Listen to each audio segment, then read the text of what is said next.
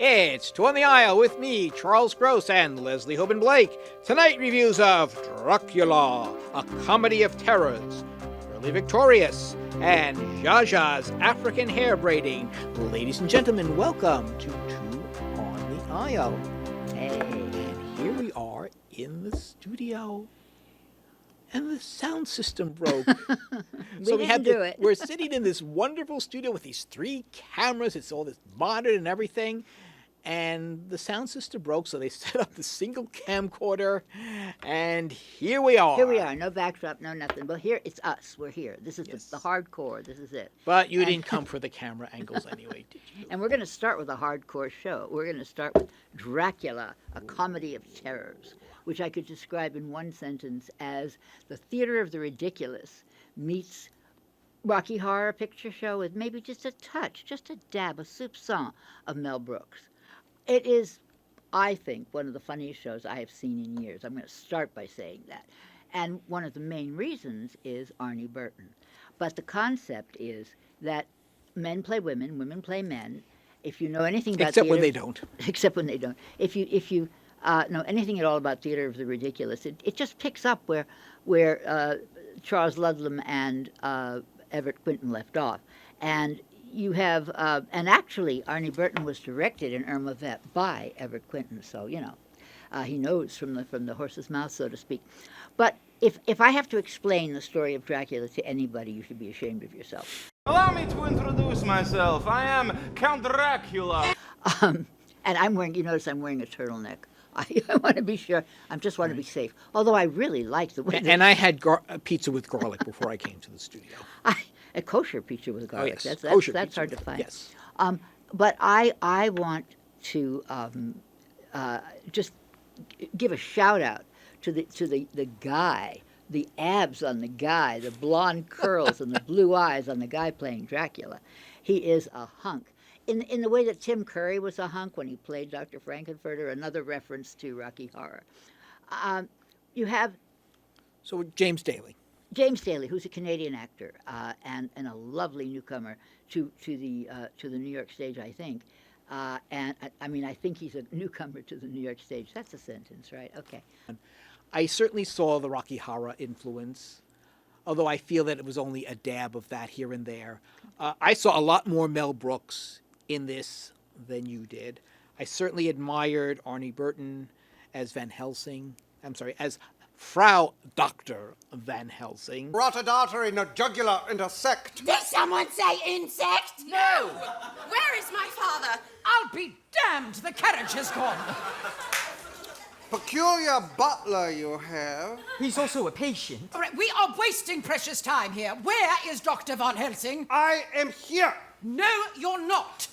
I sent for Dr. Jean Van Helsing, as in Jean Valjean. No, you sent for Dr. Jean Van Helsing, as in Jean Valjean. And Ellen Harvey as Dr. Westfeld, who's saying a woman doctor, obviously played by she's being played by a woman. She's a woman doctor, okay. So yes, it is a little absurd. And maybe it was the night that I saw it, or maybe it's just me. I certainly did not have the experience that you had. I had belly laughs. No. I broke out in belly laughs. I barely had a giggle. Oh. I felt there was, a lot of, they aim, they shoot, and mostly they miss the target. Great performances by Burton and Harvey, yes. A good performance by James Daly. A so-so performance by Jordan Boatman as the heroine Lucy, who is a damsel but hardly in distress. And then, of course, you've got Andrew Keenan Bolger as the milquetoast boyfriend. Well, he plays Harker. Yes. They all keep the same names as the book. The difference, of course, is Mina and Lucy. We had a discussion about this before. Arnie Burton plays Mina, who is the daughter, who is the girlfriend of, or the fiancée of Harker. No, in the book she is. Here, Lucy is the... It's very confusing. And interestingly, it's... I don't know, apparently when you do Dracula as a play, you switch the names, because I saw Frank Langella do it years ago, and Also, Mina and Lucy were changed? And yes, for whatever reason. But getting back to this production, it was enjoyable, entertaining, amusing. Yes, I could appreciate the actors sticking their head in here, doing one character, then doing the other, the costume changes, etc. But did I find it blow down funny? Was I laughing out loud? No, not at all. So either you got a better night Maybe than I needed did. the laughter more than you did. maybe you I did. was so happy. I was thrilled when I found it to be as funny as I found it. Mm-hmm. And it's not just funny. There was not a minute, there was not a second where anybody's foot went wrong, when anybody's zipper didn't zip up. When the wig, if the wig was off kilter, that was the joke. It was supposed to be off kilter.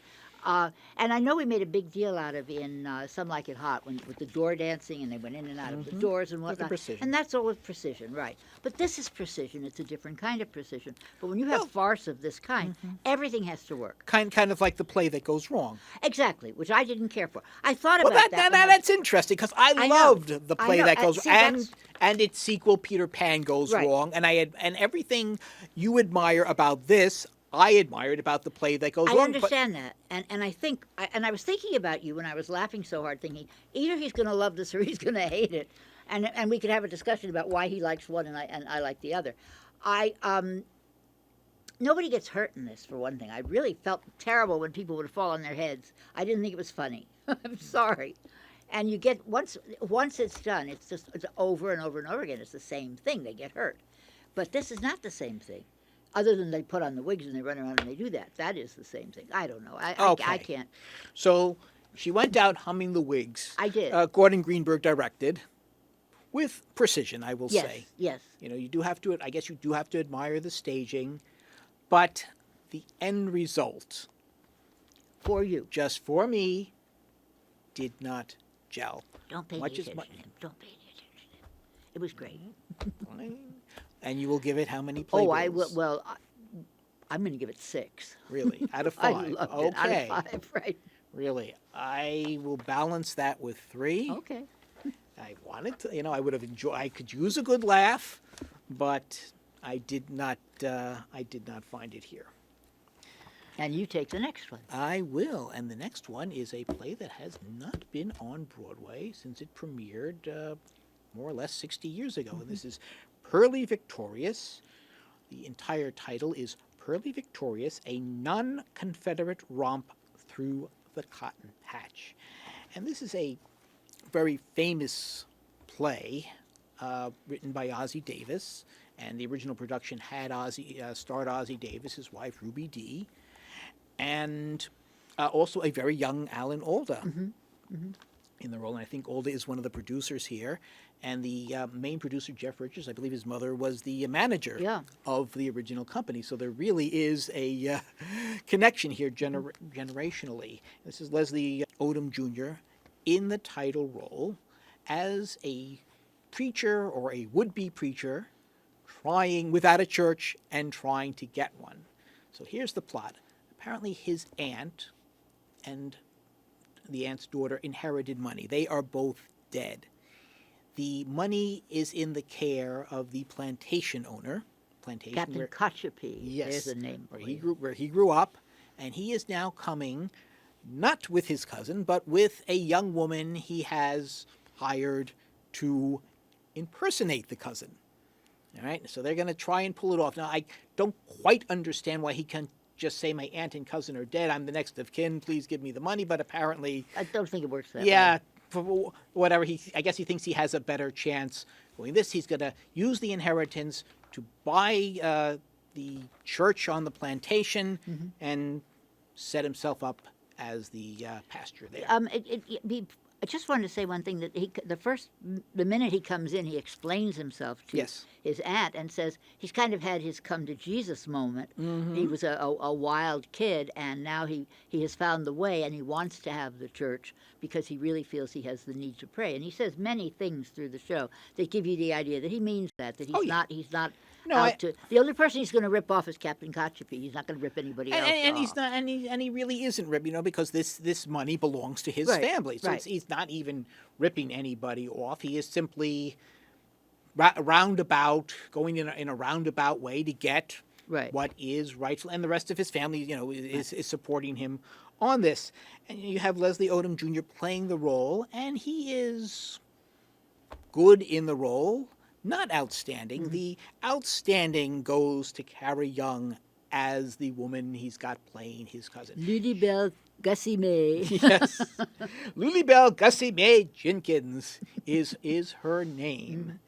And her scene with J.O. Sanders as the old captain is the highlight of the play. She does steal the show. There's no question Yeah, about it. and so does he, even though it's a one-dimensional, stereotypical, Southern white suit, down to the white suits, Southern plantation owner. J.O. Sanders, which you cannot recognize under the makeup. He looks like an inflatable Sanders, Colonel Sanders. Colonel you know, Sanders, okay. with the beard and the thing. But J.O. has been in all of the Apple plays down at the Public. He's a very Right. well-known actor, hidden under all of that. Right? And then you have Noah Robbins as his much more reasonable, much more enlightened son, and this was the role that Alan Alda much more in played. favor of integration. Sad Yes. to say from the captain's point of view. Yes. Yeah. So, and And we haven't mentioned Gitlow yet.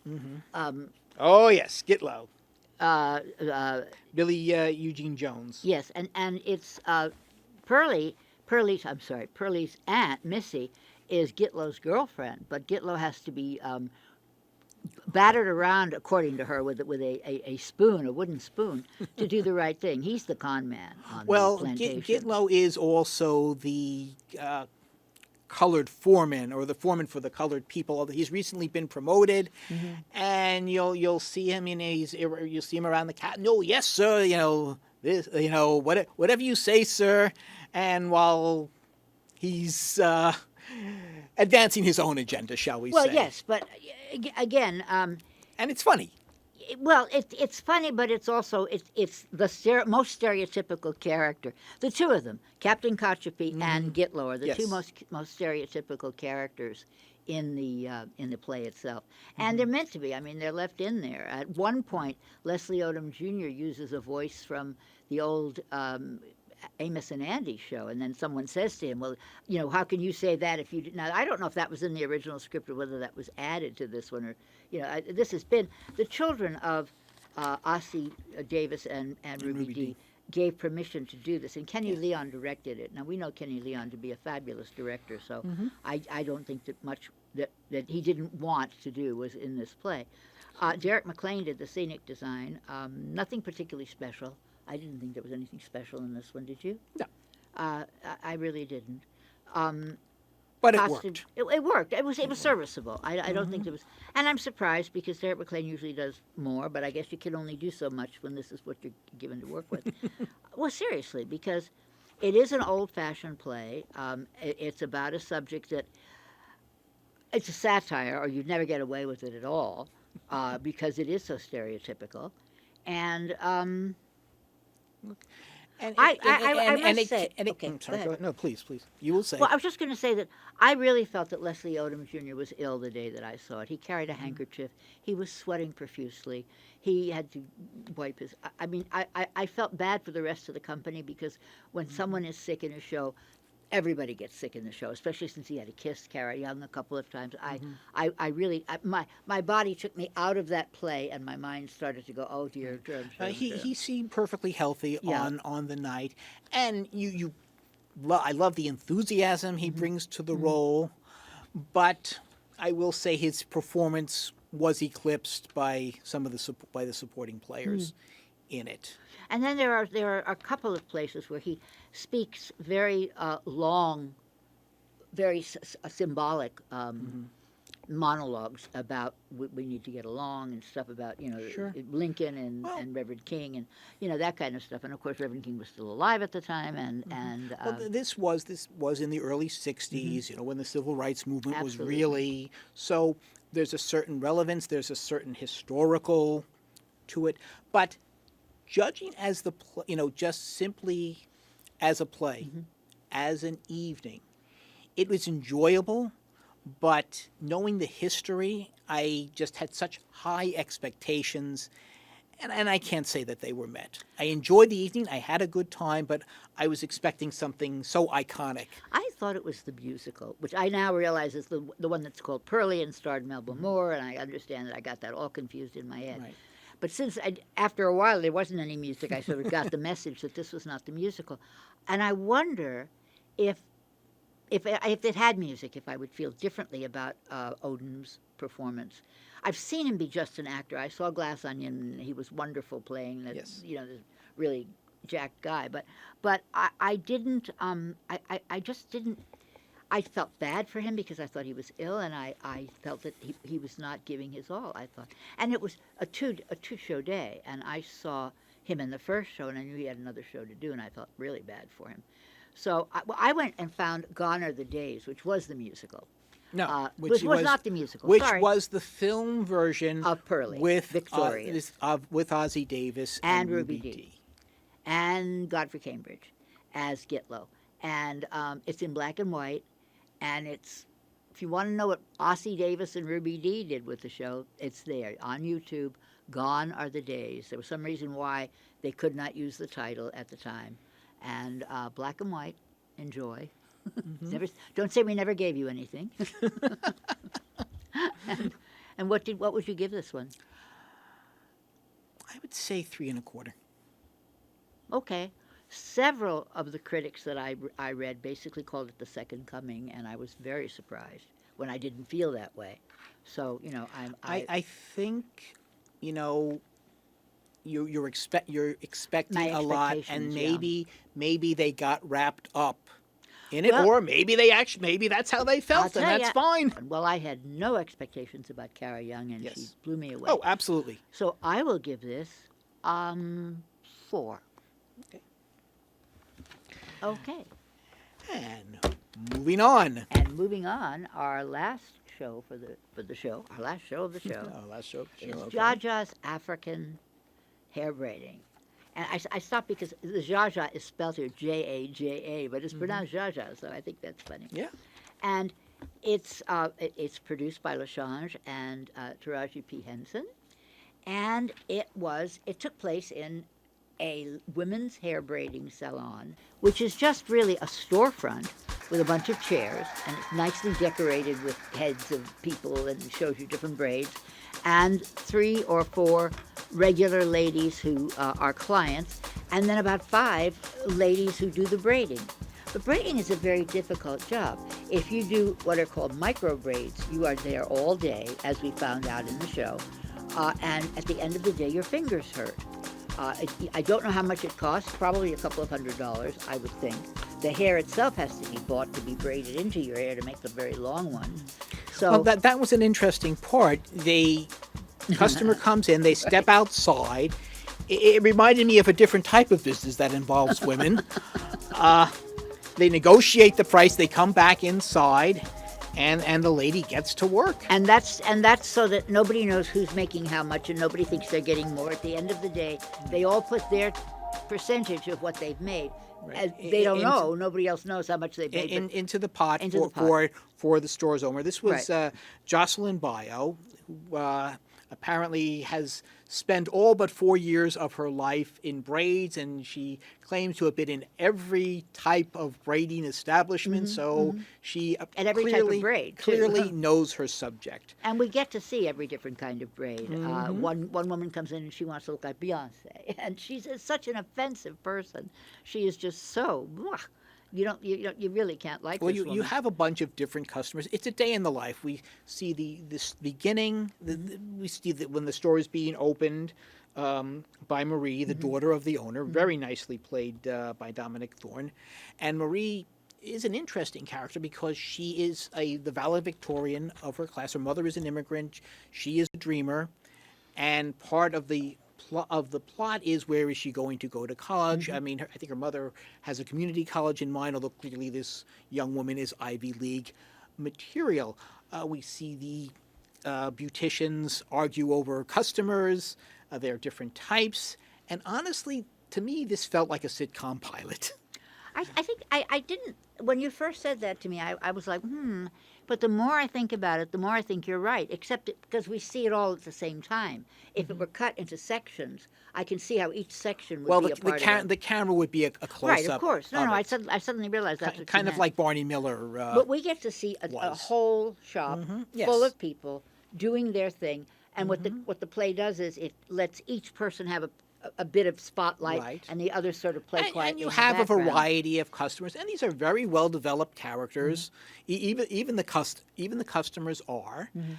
And the interesting thing is the biggest plot twist comes at the end of the play. So it's like the play ends, but I'm thinking, gee, isn't there a second act? Oh, well, It certainly looks like there should be, or maybe there will be a sequel. Well, I It's think that's why unusual. when you said it was a slice of life, I realized that's exactly what it is. By the way, there is one man who comes in many forms. Tonight Yes. we're doing all about people playing lots of things, and his name is Michael Oloyede, and I believe he does a lovely job. He comes in, he's a hot shot, this and and he's a shy guy, and he's all the types that you might find.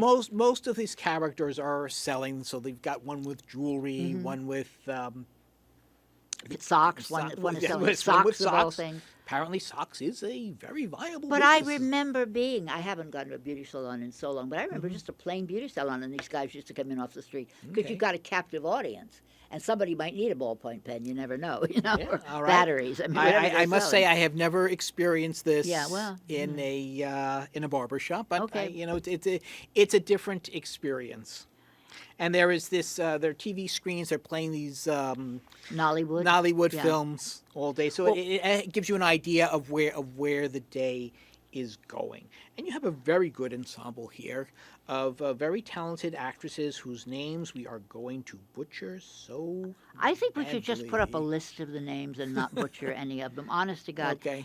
This is one where there are more than I can remember. I mean, the one that I look at that I can say is Genji Williams. I think that's All the right, one well, who plays she B. is B. Interestingly, I think B is the only one who doesn't have a customer that day, Right. and she is the veteran. She was going to be Jaja's partner, but instead of investing her money in the store, she invested it in a lawyer to be legal. Jaja is technically a illegal And it's her immigrant. wedding day. She is going to marry somebody so that she can come and stay and get a green card. And ho ho ho.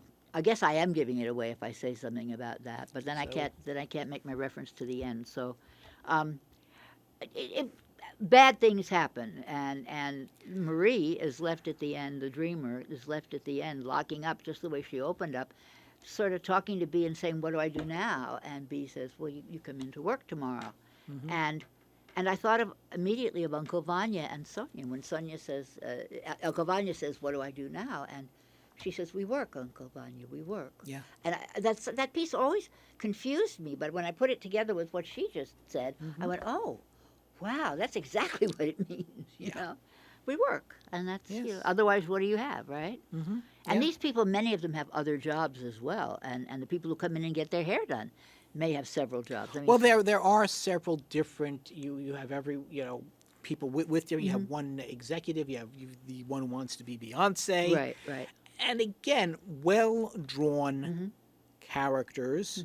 And I could definitely see, well, what happens the next day at this shop. Right. Well, but And it I would be can see more that of the going same, on. right? Yeah. It would be and she has done episodic television, Yes. Jocelyn Bio, so it's entirely possible. So she may have a we thing may here. we may yet you be looking on Amazon or Look for Jaja. Netflix. They're it is not, it's rare, but Broadway plays do become sitcoms. So or have on occasion.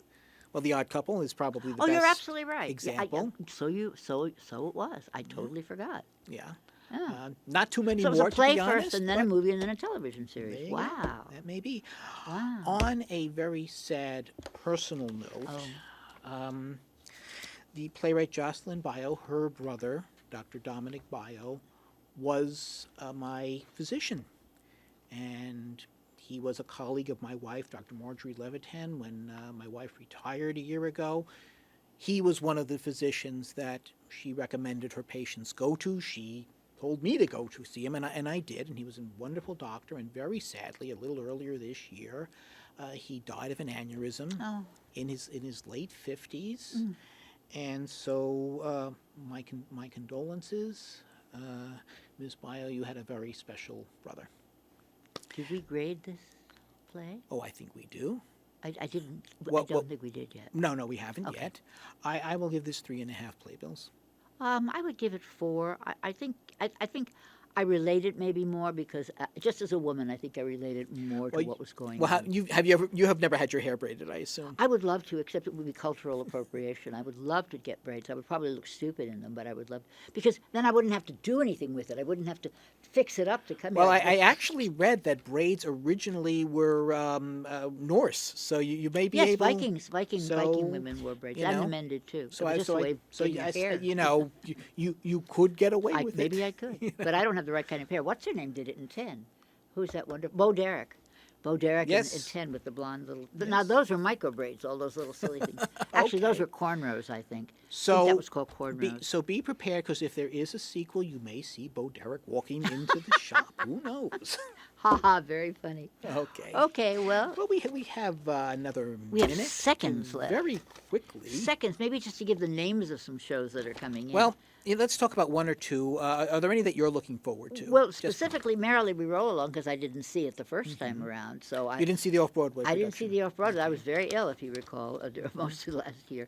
So I didn't. Most of this year, I didn't get to see it. What's your first choice? I want to see. There's a show with Danny DeVito coming in, and that is called I Need That, and it's about a hoarder.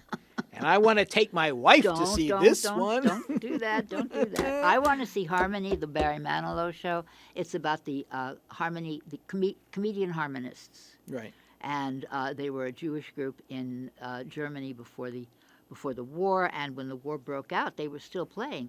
They sang popular American songs, and they were thrown in jail and they were broken up, and I think they got to America, most of them. Right. And he's been trying to get the show on for how long? Decades apparently. Yeah, so evidently.